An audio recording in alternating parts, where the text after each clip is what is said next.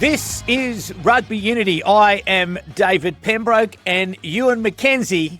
Eddie Jones has returned. Eddie Jones, what news do you have from the front line? Well, I was around last night. I saw 95,000 people screaming in to watch Aussie rules. Collingwood and Carlton. It's unbelievable, isn't it? For just a normal league game, both teams are struggling. They get 95,000. Contrast. I watched the whole game. I watched the whole game on TV. Well, that's what you do, you know. They put it on there, great product, and it was a great game.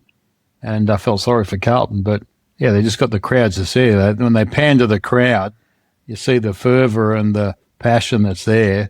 And I'm thinking they're getting this 5 nights a week, you know. They get this 5 nights a week the way they planned it, so they're pretty smart. So, Ewen McKenzie, you are a Victorian. You're from that state. You've been involved in the game or interested in the game. Why? And I don't like Carlton. I don't like Collingwood. No one cheers, unless you're a Collingwood diehard, you hate them. And then everyone else cheers for the opposition. I was cheering for Carlton, and they come up a bit short. But I'd never cheer for Carlton on any other weekend. So, yeah, there you go. But you just watching it. It's on. What's the secret, though? Well, there's nothing. What is the secret? You turn your television on, and it's basically the only original product that's on that night, apart from the news, right? Everything else is a replay or some reality TV or something like that. It's the only sort of real, original content that you're getting on television on a Thursday night. Otherwise, you're watching reruns of stuff. So if you're going to watch TV, you might as well just watch the footy. But there are 95,000 people there on a Thursday night. Well, so there must be something. The game's got tradition, right? What have they done? What have AFL done? Every weekend, like last week was the gather round. They're all playing in South Australia. This week, that particular game, it had a trophy, it had a man of the match, et cetera, et cetera. So they managed to give extra value to matches just on a week-to-week basis. So that's a traditional game that's played. It's been played for the last, 10, 15 years, I think, at least. And it had a trophy and a man of the match award to Dacos. Look, everyone, like he just smashed him in the last quarter. So they just are able to put value and value add to the product week in, week out. And the fans respond. It's cradle to grave, though, isn't it? It's cradle to grave. When you are born, you are given a team or you have a team. You have to have a team, and you take that proudly. Everyone has a team, don't they? You have to barrack for someone. They call it barrack. You've got to barrack for someone, right? So that's, it's pretty much, forget about the weather. They ask who you barrack for before they get to the weather, so on any given day. So you've got to have you've got to have a team. You can't just have no one. So, I'm in Geelong territory down here. But I've been a Demon supporter since I was born. A blue blood. I could have picked that. I could have picked it. You're a Melbourne. Yeah. Eddie Jones, you've been watching and involved in AFL, looking for secrets, looking for insights, looking for ways to improve. God, I go back to the earliest days of the Brumbies. You were always off to Melbourne to have a conversation with someone about something.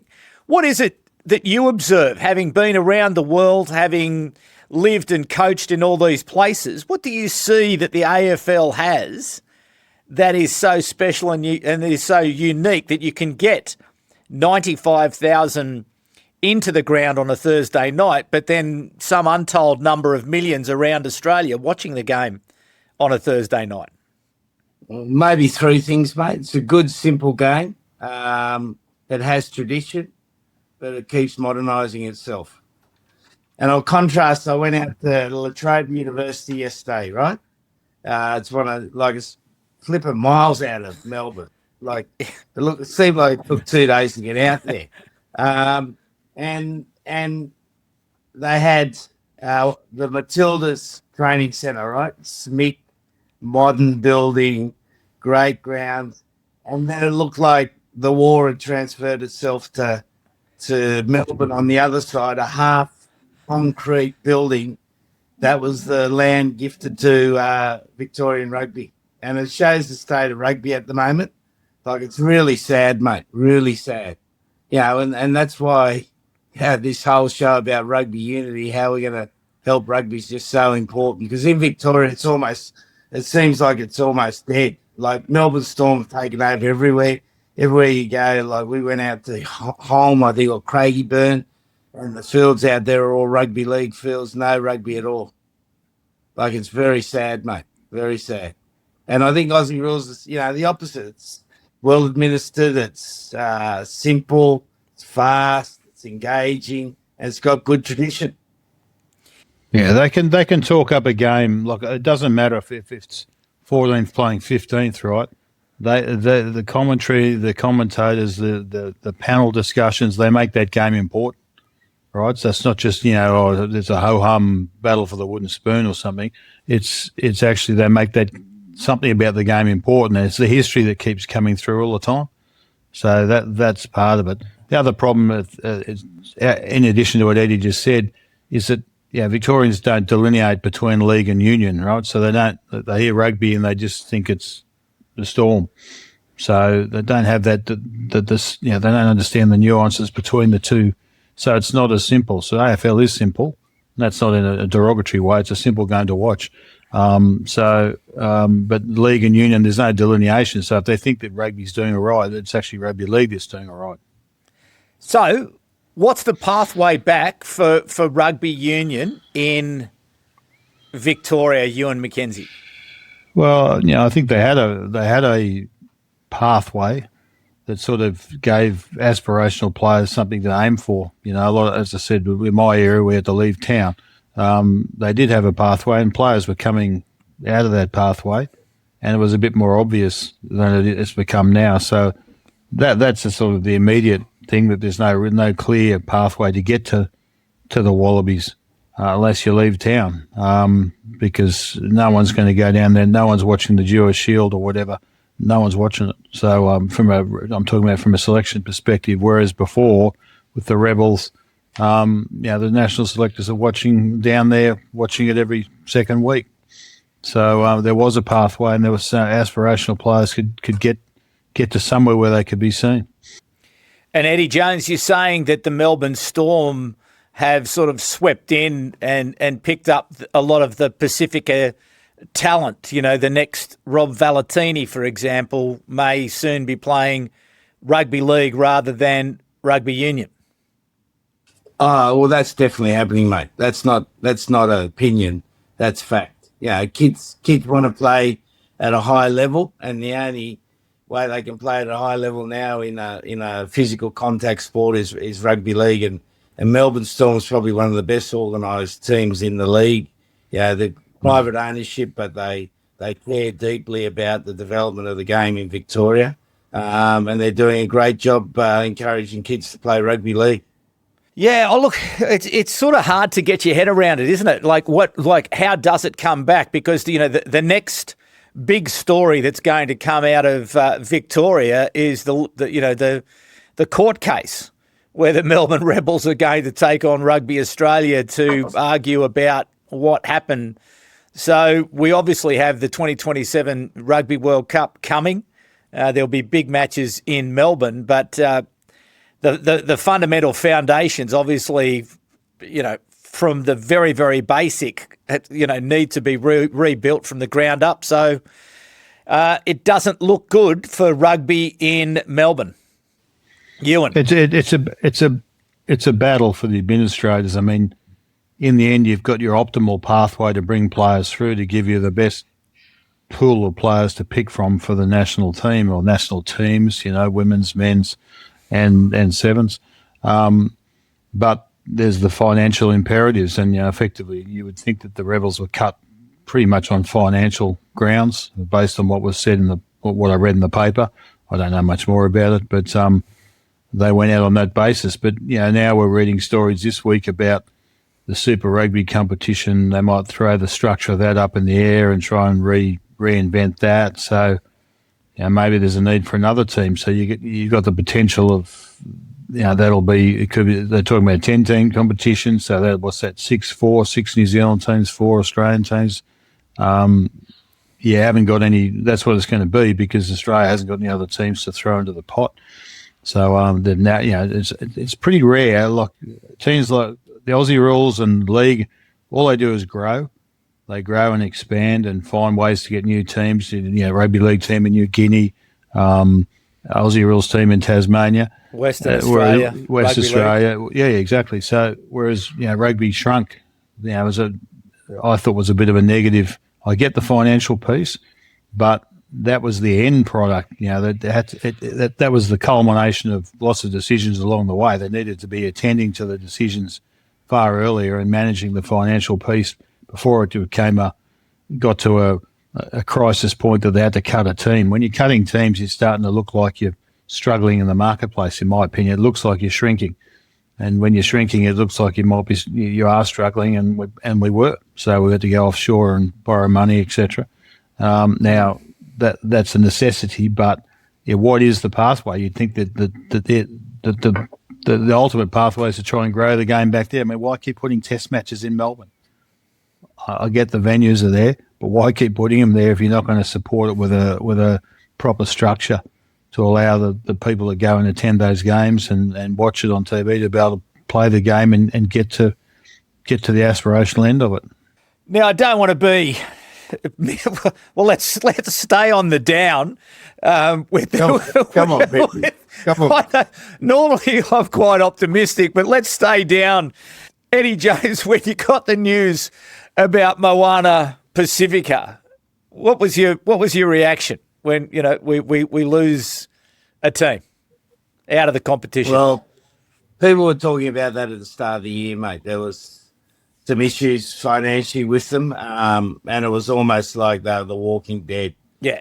Rugby in the Southern Hemisphere, it's had a stage where it's just got to take stock. I think just keep doing the same thing. It hasn't worked for a period of time now. And what is the solution? I'm not sure I know the solution. You two might have a better idea than me. But maybe it's to go back, New Zealand go back to their own domestic competition. Australia goes back to their own domestic competition. And then have a series of games, a shorter season of the best against the best. Because we need to have something that encourages people to want to watch it. And at the moment, it's just not encouraging people to watch it for whatever reason, right? So we need games of really high quality to combat the NRL and the AFL. Like we were at Xavier College yesterday. They had 400 kids at an AFL camp. The rugby had 50 kids. It's just kids. And that's probably always been the case in Victoria. But now probably that 50 kids they had, when the Rebels were there, they would have had 100 kids because there would have been some aspirational tall guys who wanted to play rugby and could see a future for them. So we've got to do something to encourage kids to play rugby again, because I think it's like, having spent this time in Victoria, it really made me a bit uneasy about the future of rugby in Australia. Ewen McKenzie.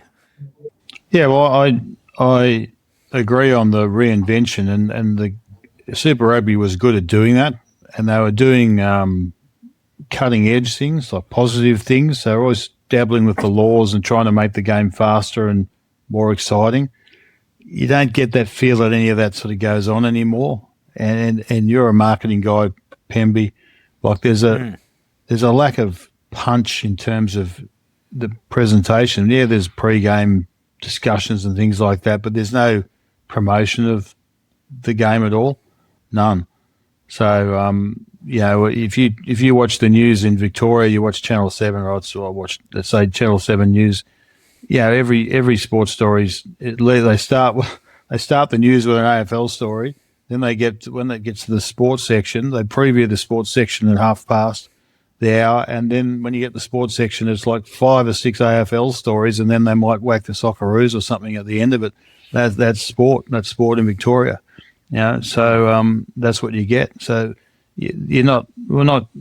rugby can't compete in that space here, or hasn't, or I'm not talking rugby in general. Forget about the local team, even the Wallabies, they just can't compete in that space because they get played. Now, I guess in some ways the sport owns the media too, and that there's the symbiotic relationship between that, so they look after themselves, and the media looks after the hand that feeds them. So you got to try and break into that, and that's probably always been the problem. I'm sure the Storm had that battle, but the Storm's found a niche spot for themselves Whether there's room for rugby now is the question, but I don't know if anyone's looking.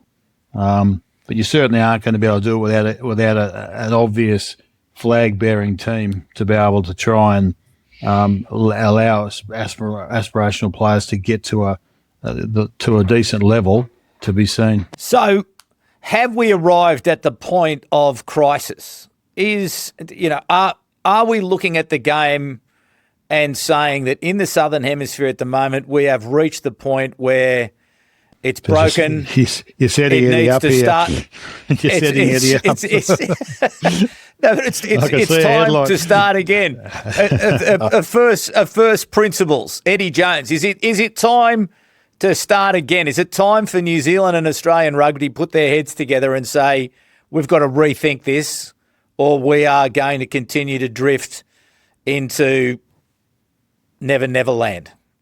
Well, I'm going to answer a different way, mate. On Tuesday, we played Japan U23s, played Randwick down at Coogee. There would have been 3,000 people down there.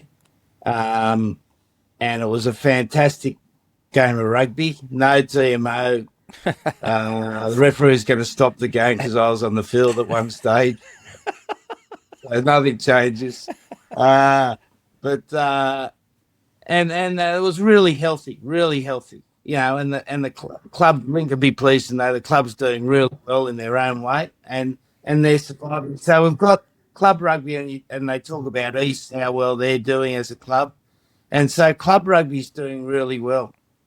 You know, and hasn't really been affected by professional rugby, which is interesting. And Randwick now pay their players a little bit to play each game. They're able to do that. Yeah, they've got major sponsors in Scape who are providers of university accommodation and the University of New South Wales. You know, they had the Vice Chancellor and Chancellor there at the game, so they're doing really well. So we've got to find some way to transfer that into a teams or competition between the Wallabies and that club rugby, and that's got to be the goal. How they do that. You know, and New Zealand, you can see the crowds in Super Rugby there, they fluctuate massively, don't they? Yeah. You know, you watch the Crusaders play, they look like they still get pretty good crowds, but some of the other games look like, yeah, you could fire a machine gun there and you wouldn't hit anyone. But is it time, Ewen McKenzie, for Australia and New Zealand to sit down and say, look, we're in this together. We have to have a mutual plan that looks at the future of the game, because you know, the issues in Australia are probably a little more severe than they are in New Zealand at the moment, but the duality of New Zealand and Australia is such that we need each other to be able to go forward. So is it time to almost come together, you know, go back to first principles and as Eddie Jones says, identify where our strengths are and then map a path forward? Yeah, we have to work out whether we need each other bit is relevant too. You've got to ask all the questions. At the moment, the competition's got Fiji in it, so what happens to them? So, you know, World Rugby's obviously looking for participation opportunities for the Pacific countries. So they've tried to cater for that. Argentina's sitting out on their own, but they've now set up their own competition. So the question is whether it's Australia and New Zealand together or Australia and New Zealand separately, and then they have to market their own product and reinvent the tribalism, not reinvent it, but, you know, promote the tribalism and focus on brands that exist in both countries. And the problem is always Australia doesn't have as many teams. Like New Zealand's got a whole bunch of teams, depending on what level you want to pitch it at. So they can probably set up a decent competition, whereas Australia, you know, four teams playing each other is not so exciting. But that's if you have 5 or 6 and the Rebels come in and then maybe country, something like that. There's other ways of doing it. So, but we've always had the logistical issues, you know, the cost. The cost is in the travel, the hotels, all that sort of things. And that's where the big, you know, the AFL, they talk about, you know, travelling to Perth's a big deal for them. You know, they don't have to do it. How many times they travel to Perth per year is a big discussion point. So They're generally just playing like, Collingwood was apparently having a gripe the other day. I saw it I was watching it on TV. They were talking about, their draw, and then someone said, well, they've got 17 home games because they share the MCG with every other team, right? So, okay, they're the away team, but they're still playing at the MCG. They've got 17 games at the MCG, right? So they train around the corner. So there's no cost in any of that. There's not a lot of cost in any of that. There's no travel and stuff like that. So that's where, if they're worried about the financials, you've got to look at the efficiency of the tournaments. Therefore, you're going to be very local. Or you cop that and take what I think is an asset that rugby's got, that it is a transnational type of sport, and you use that as one of your marketing wedges. Therefore, you keep going, in the New Zealand Australia format, but you've got to find something. You've got to promote the game. You can't just putting the game on is not enough these days. Like in the entertainment business, just having the game on is not enough. You've got to tell people the game's on, because there's plenty of other things that they're getting told. Right, you've got to tell them the game's on. I don't see anything in that space. Right, they need to put more into that bucket and spend more time telling people about what alternate entertainment there is. Because I see nothing in that space at all. You're relying on the media. As we've always had to do. You rely on the media, right? You're relying on the media. So people like Eddie and myself, you prostitute yourself to the media to go to basically get out there and you even say controversial things sometimes to try and get the media to put the headline in that gets you on the back page of the paper. Are you accusing Eddie Jones of saying things for a headline? I've done it myself. When I went to the Wallabies, you got to talk yourself up. Well, first game I was a Wallabies coach. I was playing the All Blacks in 2 weeks. Yeah, you got to tell everyone you're going to win the game. Everyone's going, "Oh, you're stupid!" And we come up with a draw. But you got to make statements and be positive. Otherwise, people aren't interested. You're going to get 60,000 in the crowd when the stadium holds 80, right? And the 20,000 is the cream, right? That's the profit, right? You got to remember you got to pay to open the stadium and all that, and pay for the food, and so the 20,000 is the profit, and that's you got to talk it up sometimes to try and get the 20,000 to turn up. Otherwise, I'll watch it on TV, because Homebush is a difficult place to get to. That's just a reality. People don't like, that's a hard place to get to, and that's why. So you've got to put some money into that side of it, at the very least. And then, you've got to try and there's a lot of professionalism going on, but it's all around the players, and there's not much else going on. Well, if we've got any listeners left or viewers, perhaps we can end this segment of misery about Eddie Jones, your tour up on the north coast there with the Japan under 23s team that you've just they've flown home. You've stayed in Australia to continue your recce. You played in some great towns along the north coast. It was obviously again that grassroots energy, positive vibe. A wonderful tour for you and a great promotion for rugby on the New South Wales North Coast. Yeah, no, it was good, mate. When the Kempsey, I think they got a couple of thousand there. Grafton was a bit skinnier, and Coffs, I think they got a couple of thousand again. Yeah, they have a look at the game, and our kids absolutely loved it, and we had a really good group of teams up in Coffs. We had the Fiji under-20s, the Australian Stockman, which is in the resting group. Yeah. And they played really well, and they're just, guys from the country put together. They took it very seriously. Big Ned Hannigan was up there as their ambassador and did a great job for them. And they ended up beating, as I said, the Fijian under-20s, played really tough the whole time. And then the Australian under-20s got a couple of games for their important championship coming up in Georgia later in the year. So it was a good rugby time. And mate, I love the games. The games were so much fun. Like seriously, no country referees, no TMO. Game got on with it. Players played in good spirit, and it was a good couple of weeks of rugby. And then I went to Victoria yesterday, and honestly, I felt depressed.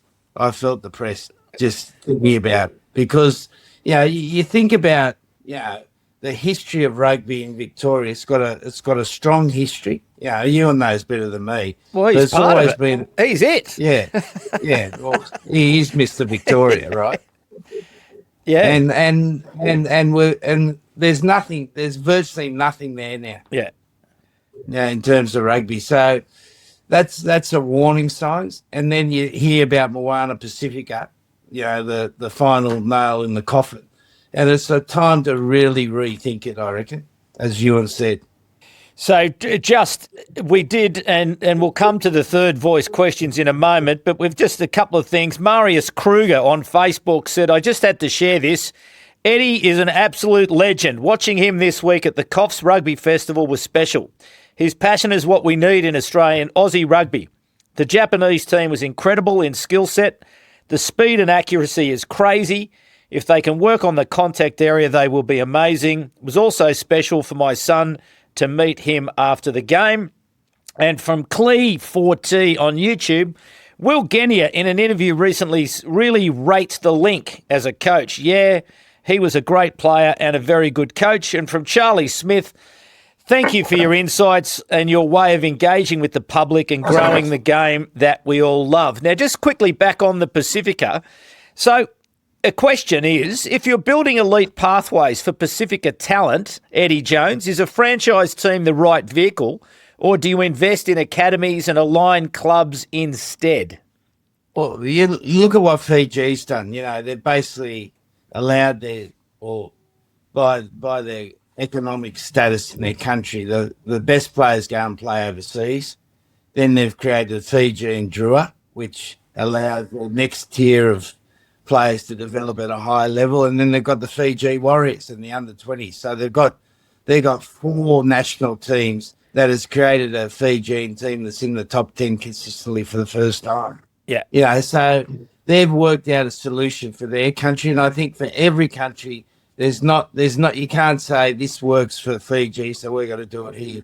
You got to work out what's right for your country, and that's where we go back to Australia. Super Rugby was right, but is it right now? And that's got to be the question they got to ask.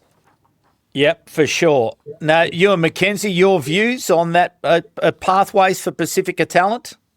Yeah, well, I think that a lot of money's been invested in trying to connect the Pacific Islands into something. So I think, they worked out that the key players are offshore, and that's what we do in soccer. For instance, our best players are playing in Europe or somewhere else.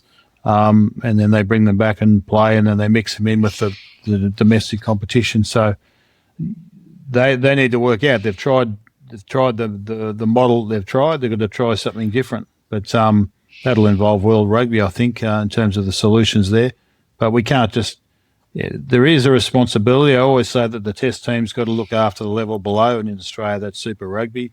World Rugby's got to look after the Pacific, but I think national unions have got to look after national unions as well. So I think that the countries, the Pacific countries, need to be aligned closely to one of the other unions that have got more established bases, and then they've got to try and work together that way. There's got to be some delegation and some responsibility for Australia and New Zealand and others to be able to help develop and make sure that they don't flounder, that it does become a prosperous source of prosperous rugby country. And they contribute in so many ways. Those countries, Tonga, Western Samoa and Fiji, they contribute a lot. So we can't allow them to flounder, just like we're talking about Victorian rugby. And I just wanted to say that whilst Eddie's a bit doom and gloom, the Jewish Shield's been going since 1909.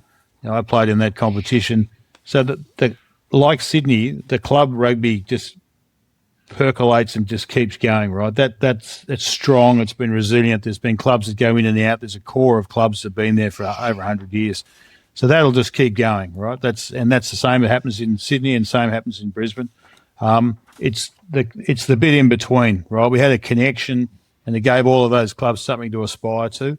That's been taken away quite abruptly and hasn't been replaced with anything that's obvious. So that's, for me, is the space. I don't want to denigrate the club efforts and whatever. It's been percolating away for a long time and it's strong. And I go and attend the Harlequins things when there's reunions, things like that. I go to that, and it's good fun. And the people, it's all done the right spirit, and there's good strength in that.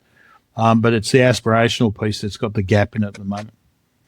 Harlequins Powerhouse tomorrow, 3:00. Yeah, cool. Is it at Harlequins? At Harlequins. Yeah, they've got a good setup. Have a look. They've got a good setup.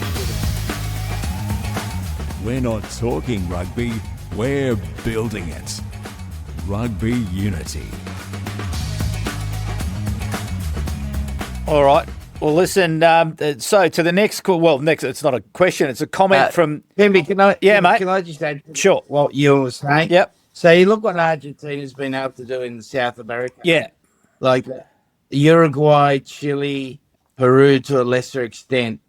They've created their own domestic competition there, and I don't know the financials of it, but it seems like it's quite healthy, and it seems like it's giving, particularly the countries underneath Argentina, a chance to, Brazil's one of those countries as well, a chance to develop their talent at a higher level, and Argentina seems to do it in a nice, well, I'm not sure how they do it, but it seems to be a good collective way.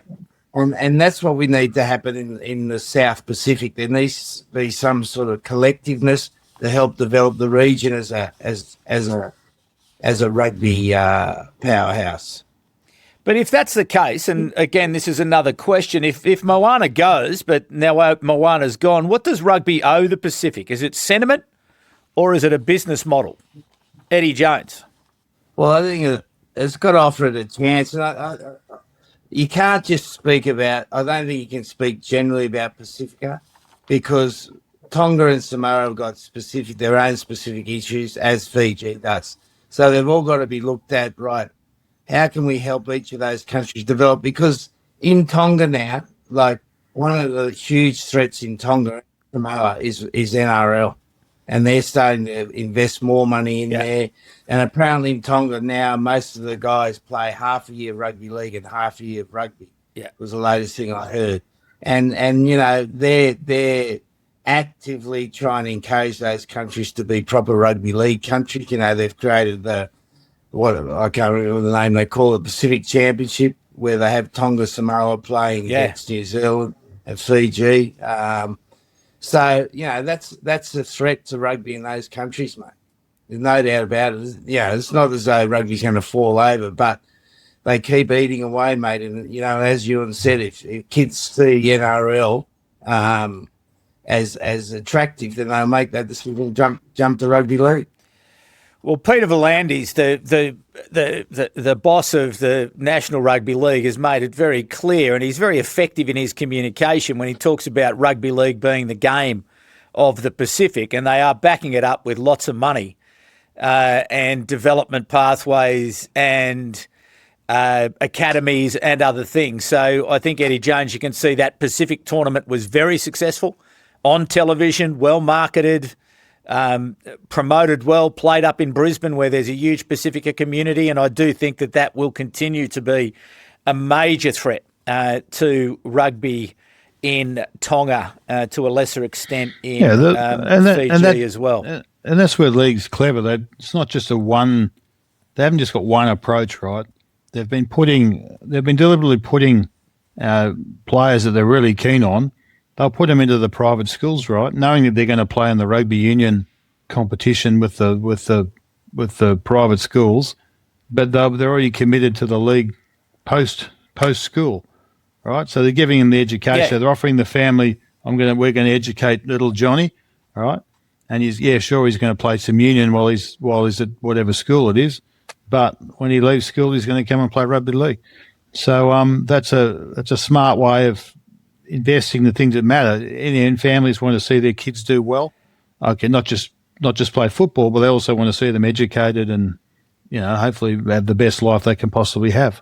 So that's a smart way of doing it. So they've got multiple things going on. We sort of seem to have one approach, and that's it. One approach that we're not even marketing. So there's a bit to do. But Eddie Jones, that's a real threat as well, isn't it? The that transition pathway from school into those Jersey flag, reserve grade competitions where the rugby league is able to fund richer contracts, better contracts for players to be able to pick them up. And a lot of those boys and their families have responsibilities, and this is an opportunity for them. So that remains another challenge as well.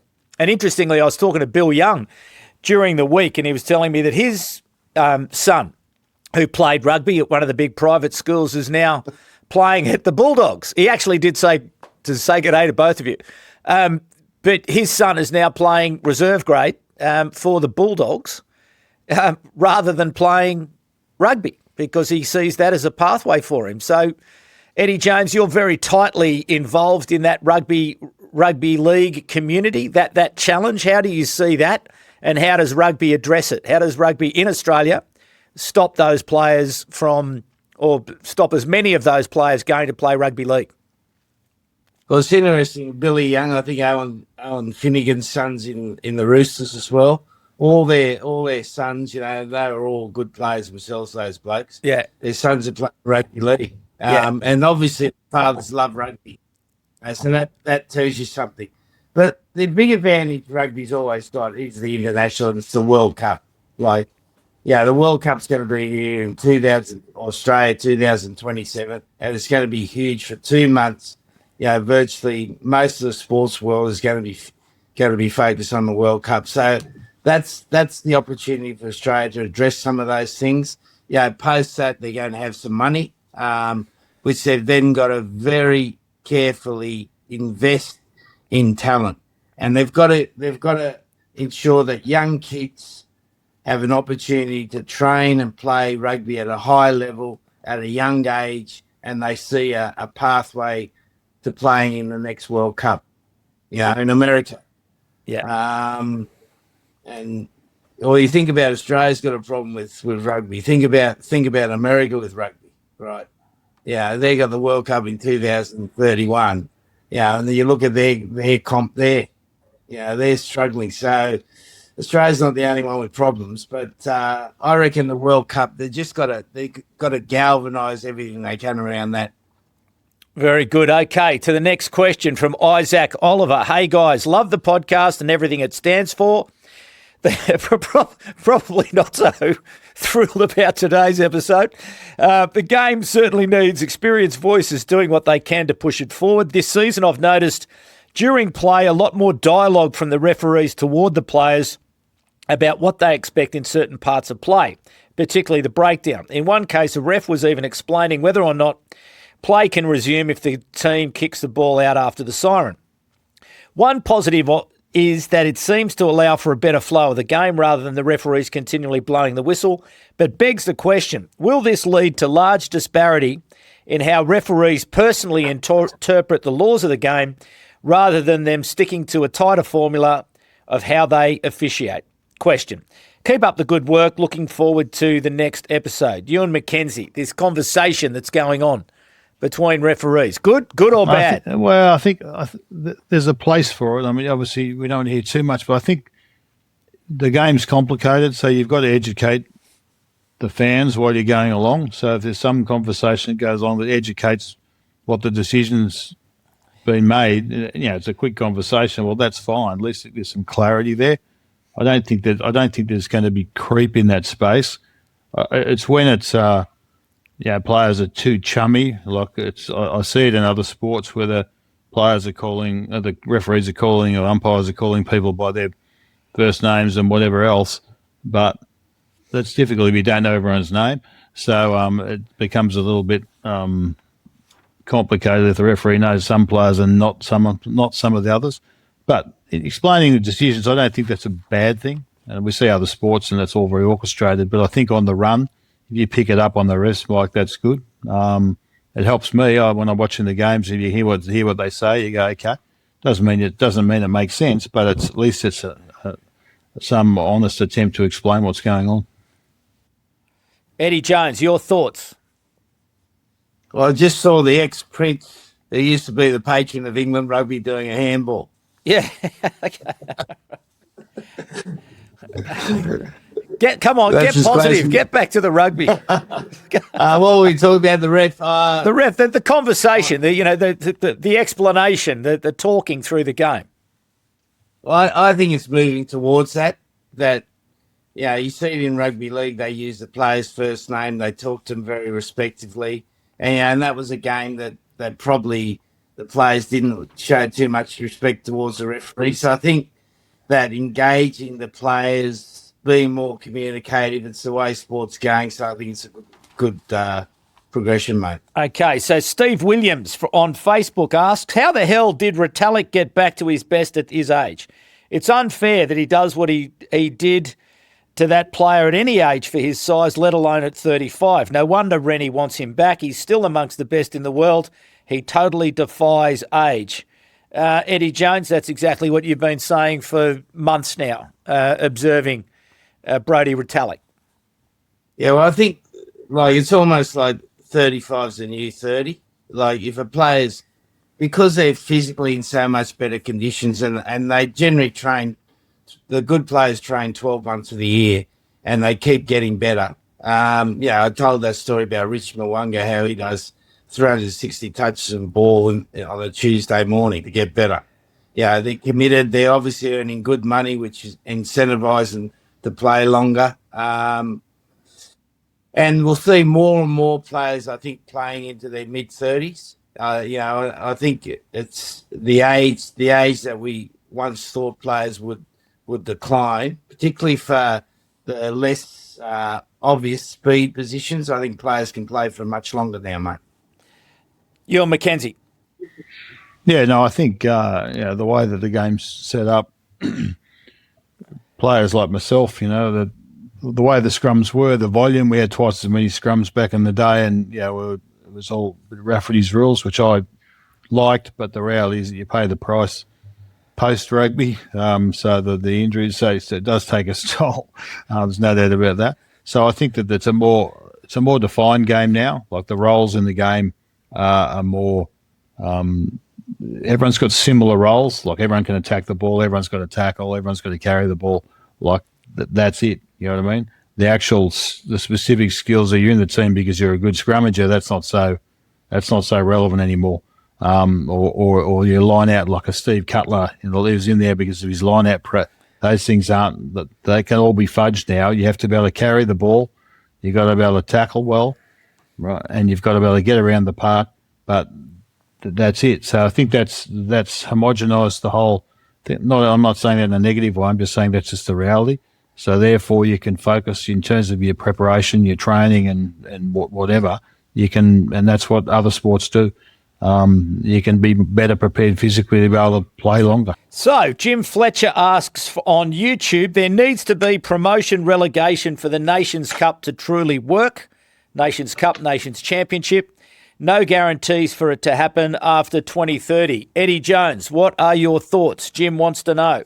I think that's fair enough. Countries like Georgia, if they're good enough to beat the teams ahead of them, and Japan's one of them, they deserve an opportunity. So I think that's a good comment, good idea. Ewen McKenzie. No, I agree. I think that you've got to have that.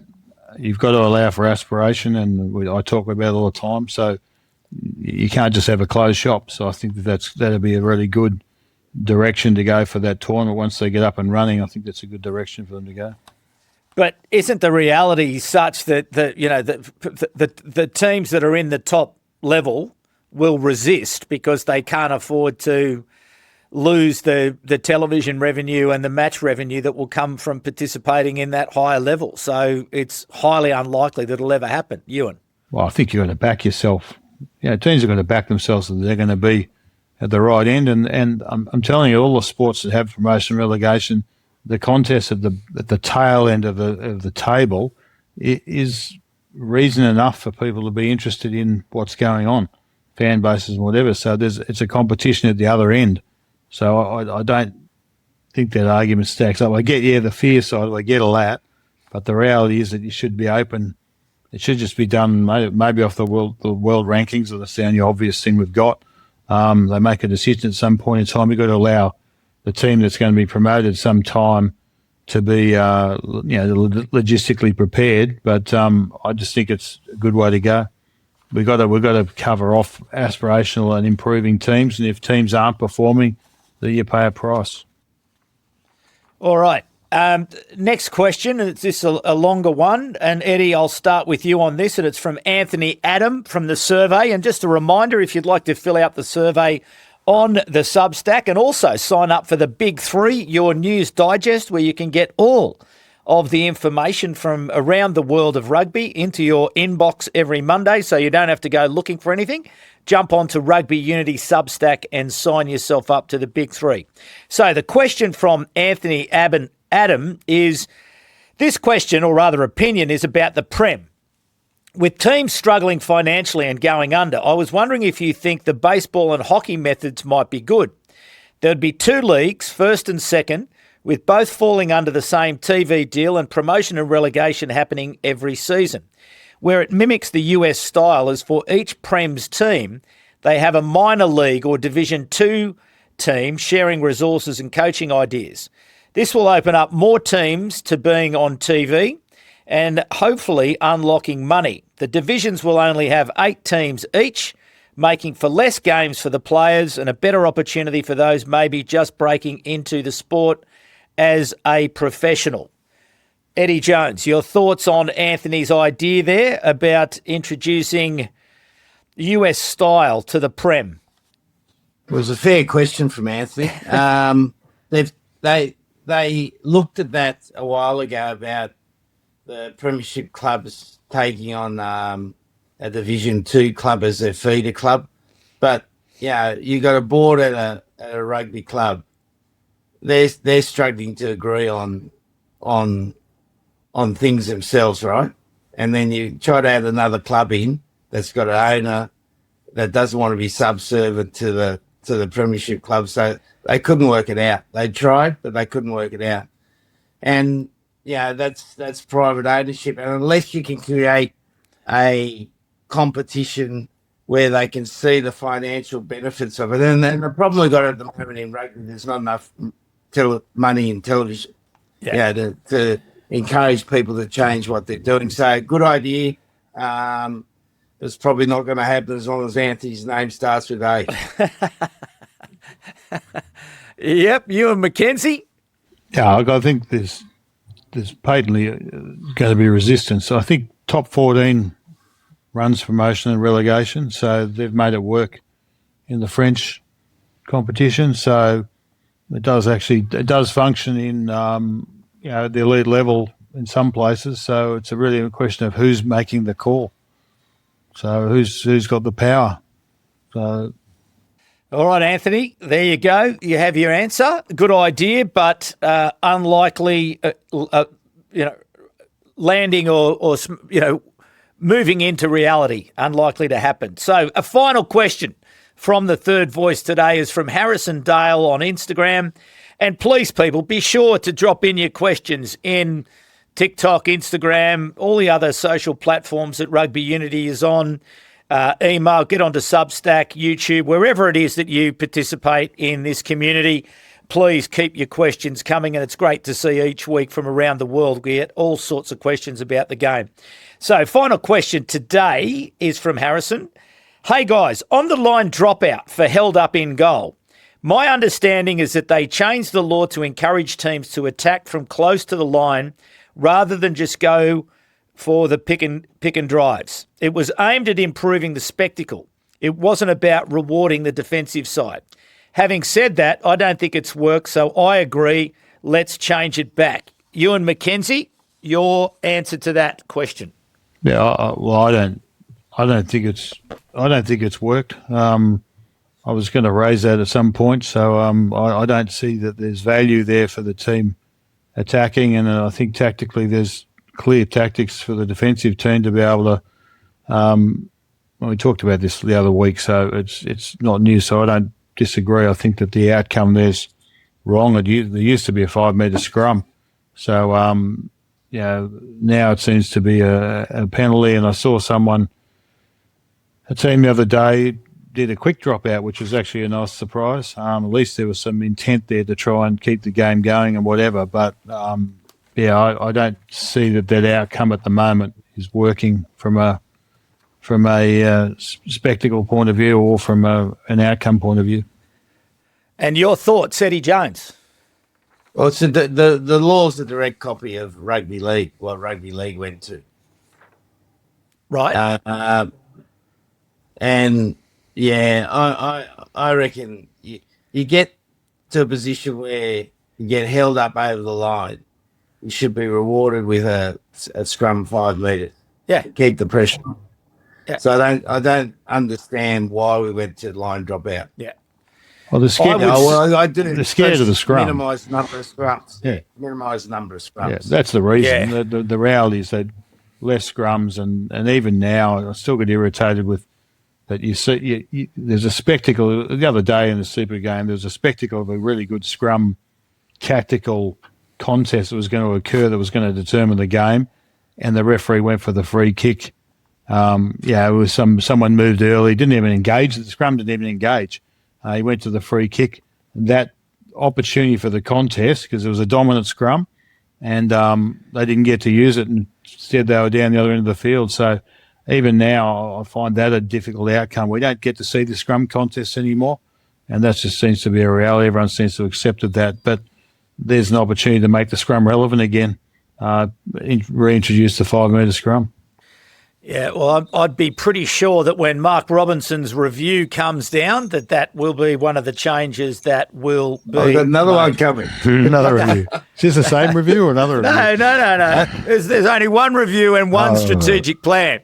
The strategic plan's coming in May. Alan Gilpin told me the other day. Eddie Jones, the other week, we have the Eddie Jones Book Club because people are fascinated by what it is you have on your bookshelf and what you read. And you were...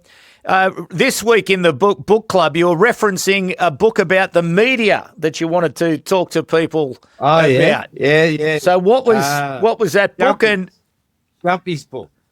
Yeah, what's it called? He was my second favourite media guy after you. Tim Percival, great bloke. I'm just trying to find the name of it, but I nicknamed him Jumpy because I remember the first. Media conference we had for England, and he was more nervous than me. Like he was jumping up and down. He probably had a right to be nervous. A good guy. You sure was it the press conference or you, Eddie, that was making him jumpy? Probably a bit of both, mate. I reckon a bit of both. Yeah, it's on that Rugby Unity site. Oh, there it is, on the record and on the ball. Yeah, on the record and on the ball. And for any aspiring coach, it's a good read. It talks about how people handle the media. Ewan's spoken about it a bit today, but it's definitely worth a read. He's done a good job on it, researched it really well. If you're interested in rugby coaching or how the media works, it's a great read for you. And Tim needs a few more people to buy it. Yeah, well, you never write a book for the money, I'm told. So anyway, well done to Tim on putting that together. So Women's Six Nations this weekend, obviously after the big first week. Scotland take on England at Murrayfield. England have not lost to Scotland since 1999, but they do have a number of injuries to their side this week. Key players Natasha Hunt and Moana Pasifika, long-term injuries, but others also have been dropping out. So that'll be one to watch. Wales take on France at Carter Farms Park, and Ireland take on Italy in Galway, where there are 7,000 tickets already sold. So they expect that they will sell a few more tickets. But interestingly, the Ireland-Scotland game on the 17th of May at the Aviva Stadium, they have already sold 20,000 tickets for that match. And I think we are seeing, this maturity and this growth of the women's game, and I saw a lot of it at the weekend. The women staying on the field after the game. That idea from 12 months ago for the men's game, building those moments with the fans, spending that time. the French women teams are now getting television commercials made for AXA, the insurance company. So, Ewen McKenzie, we continue to see the women's game grow and grow strongly. Well, it's very encouraging, and that's what they had to do, is to strike while the iron's hot. The World Cup was such a success, so really good to see that the fans are taking the opportunity to turn up. The fans that weren't probably able to get a ticket or something, or weren't in the country for the World Cup, are now got a chance to see their teams play. So it's a really good response. Very encouraging. Yes. Some of the pictures have been fantastic. That spending with the time, the selfies, the girls getting dressed in the crowd, the young kids. It's really an emerging part of rugby, which is very promising. And Eddie Jones, for you, from your observations sort of in and around the world of rugby, what are you seeing from a women's point of view? I haven't seen any, mate. I've been in the bush. You've been in the bush and you haven't watched it.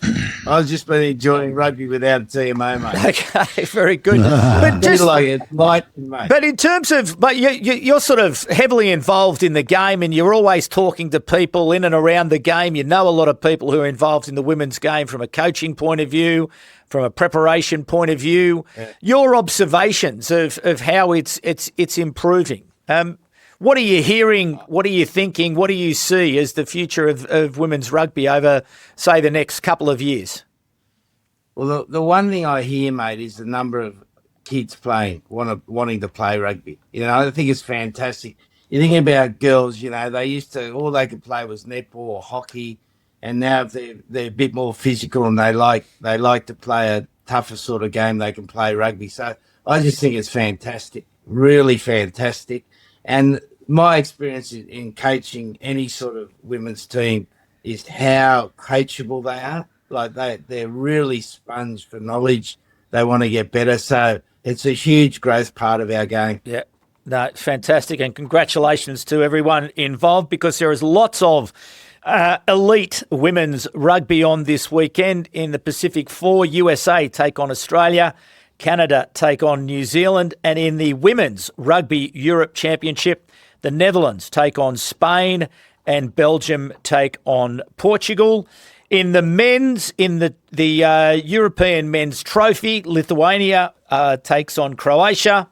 And in the conference, there are 4 matches this weekend. Ukraine take on Bulgaria, Serbia play Slovenia, Norway up against Finland, and Kosovo, they take on Bosnia-Herzegovina. Eddie Jones, you weren't here last week, but your Sweden boys got touched up last week. And 3 points. Ewen McKenzie, I was bringing you to task. You're not working hard enough. You're not. There wasn't too much dancing going on. Are you still involved? Are you still, I still chat to the head coach, the young English guy. He's done a really good job. He's got them up through the grades. And that was a big game for them, because if they won that, they'd go up to the next division. But they were Poland were a bit too strong from all accounts. Yeah. And Poland, it's interesting, those countries. Yeah, I think Poland now has got a full-time coach. He's only a part-time coach at Sweden. So they've upped the ante a little bit. But talking about Lithuania, I was walking out of the ground on Tuesday, and this guy came up to me with his family. And I thought he was South African. I said, where are you from, South Africa, mate? And he said, no, I'm from Lithuania. I love rugby. Love it. Yeah. First person I've ever met from Lithuania. He's a weak supporter. There you go. Half decent person. Well, again, when we think about the game and where the pockets of real potential are, I certainly see in these countries great potential, which is why we keep bringing them to your attention in the audience there, because we do think that it's very important that we continue to shine the light on European rugby as a growth engine for the game. So, I don't know what to make of all of this. I've got to go to work now. I've got a day's work ahead of me, and I don't know if I'm going to be able to fire myself up, because clearly there is lots of issues in the game. I'm sure Brett Robinson will be listening. I was talking to him during the week, and there is a lot on World Rugby's plate, and certainly, you can pick a range of issues, but it's I don't know, one of those. Normally on this show we're very positive about it all, but I sort of leave with there's some big jobs ahead, Ewen McKenzie. Lots of work to do to help secure the future prosperity of rugby union around the world. It's not all on World Rugby. I mean, this is really, we're talking about our corner of the world here, and we're obviously pretty familiar with it. So it's really like it doesn't matter if you're in business or whatever. You got to keep looking at you got to look under the bonnet. You got to check the tyres. You got to do everything. You can't just assume things are going to be all right. And I don't think that's been going on. I think they're going through the car's running, so everyone's just left it. And you got to keep looking at things and keep tinkering. So it's not lost. It just needs to be someone needs to have that, but it's got to be done, and there's got to be some money put into the marketing side of it to try and promote what's going on. You got to try and you got to be out there mixing it, and it doesn't cost. Pemby, it doesn't cost to promote on Facebook and all the various social media platforms. There's ways to do it. So, they're cost effective. So, but they've got to be doing more than they are, I believe, The final word to you, Eddie Jones. Always rings in my ears, mate. One of the final conversations I had at Australian Rugby was one of the administrators said, we have a few things, have a few wins, everything will be all right. And that's been the attitude. Yeah. And in the Wallabies win and everything does appear to be all right. But what we've got to do is build a stronger infrastructure for the future and compete for talent. Like, talent's the thing. Yeah. Like, you get the best young kids and you keep them, then the Wallabies are strong and people want to play rugby. Like, there's no other shortcut to it. And that takes serious thinking. It takes serious money. And it takes serious time. Yeah. It's not a quick fix. Yeah, that's the solution. Without embarrassing Eddie, and I said it when he wasn't a couple of weeks back, Eddie's perfect in that role. You need someone like Eddie who's prepared to get out there day in, day out. And you've got to get out there and you literally got to shake the hands of the best young players, and you've got to keep shaking their hands, and you've got to show them the way. All right? They need to have someone from the top level.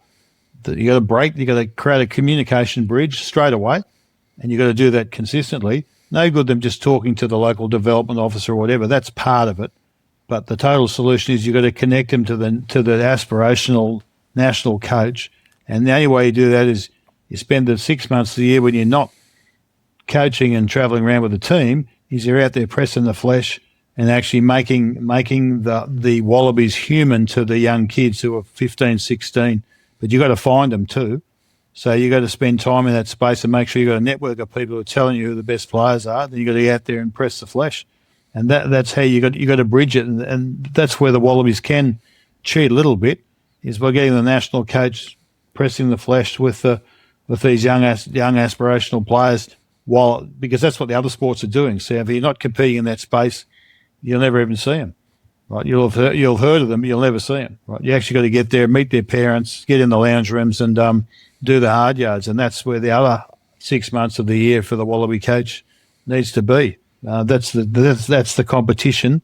The Wallaby competition in the off season is competing for the hearts and minds of the best young players. That's what you got to do.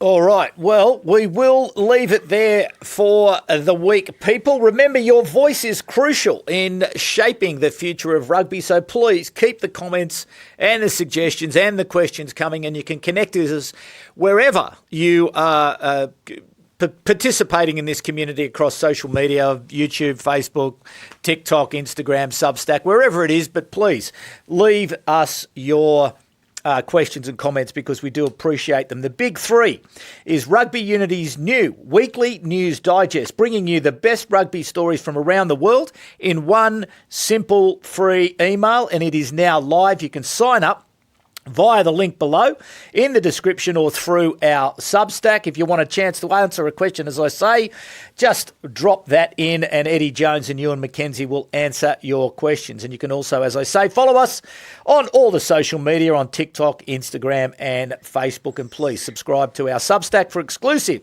free content, behind-the-scenes insight and full podcast access. So there you go. And it is advertising free. So, anyway, another big week in rugby. Certainly lots to discuss today, and we will have another great weekend of rugby around the world. So wherever you are, please enjoy it. But for the moment, people, please be kind to each other. My name is David Pembroke, and it's bye for now.